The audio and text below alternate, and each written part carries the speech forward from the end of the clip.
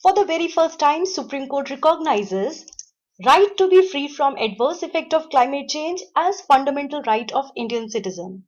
All this happened while there was a ferocious legal battle between renewable energy companies and petitioner Mr. M.K. Ranjit.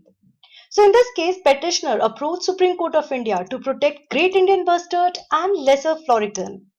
Even though India has made rapid strides toward generating massive amount of renewable energy sources, it was the contention of petitioner that Great Indian Bustard and Floricans were getting trapped in high voltage overhead transmission lines. These two birds are critically endangered bird species with extremely low population count. Great Indian Bustard is a state bird of Rajasthan. This bird is also found in locations of Gujarat, Madhya Pradesh, Maharashtra and parts of South India. States of Rajasthan and Gujarat where this bird is found are also the state with huge potential of solar energy and wind energy. This bird is extremely heavy with weight of around 13 to 18 kg and thereby this bird is unable to detect power line ahead of it and therefore it often collide with power line.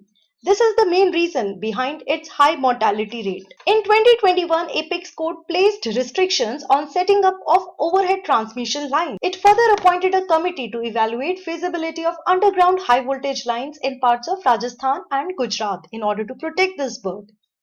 As such, companies which are involved in generating renewable energy sources were particularly unhappy with this underground transmission line, as it would have undone their years of infrastructural development. During court hearings, several solar and wind companies have filed application asserting that ban on transmission lines will lead to crippling of energy generating units in prime areas of state. So before Apex Court, there were two options. Either to protect environment. So we need to protect environment by generating more and more renewable energy and thereby we have to increase solar power plant, wind energy power plant. Renewable energy sources are crucial to decrease greenhouse gas emission and to combat climate change. At the same time, we also need to protect wild species which are almost on the verge of extinction. If we don't protect these endangered species, then there will be disruption in food web and even then we are at huge disadvantage. So it is pertinent to mention here that it is a debate between environment versus environment.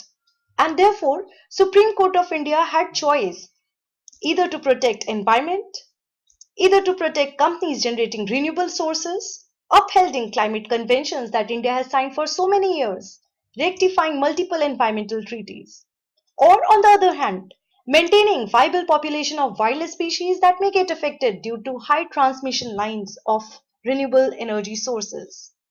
So it is a choice between good and better. Supreme Court headed by Chief Justice D.Y. Chandrachud highlighted India's continued effort to climate change. So Supreme Court observed that India is part of global climate change agreements like Kyoto Protocol and Paris Agreement and therefore it is obligate on India's part to maintain global temperature below 2 degrees Celsius to avoid catastrophic climate events. Moreover, India is also duty bound to follow targets for transitioning to non-fossil fuel resources or renewable sources as we have already mentioned it under Paris Agreement. India is already aiming to increase renewable sources to 450 gigawatt by 2030. Now, while India has several environmental legislations that have bearing on climate action, but India does not have any umbrella legislation governing climate change. Climate framework legislation have been enacted in other countries like Philippines, New Guinea, Finland and South Korea.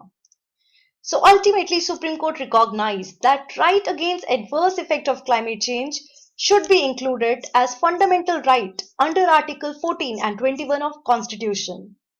Moreover, Supreme Court has lifted all the restrictions on overhead transmission lines and favored renewable energy production to meet goals to combat climate change.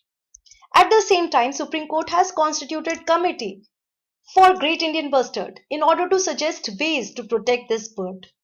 Now the question is, what are the implications of climate change being recognized as fundamental right? If this right which has been provided by Constitution is violated, then person can approach Supreme Court to file writ under Article 32. Person can also approach High Court to file writ under Article 226 of Indian Constitution. And therefore, these constitutional court will issue directions for proper enforcement of fundamental right. So this is indeed a great step in climate change justice.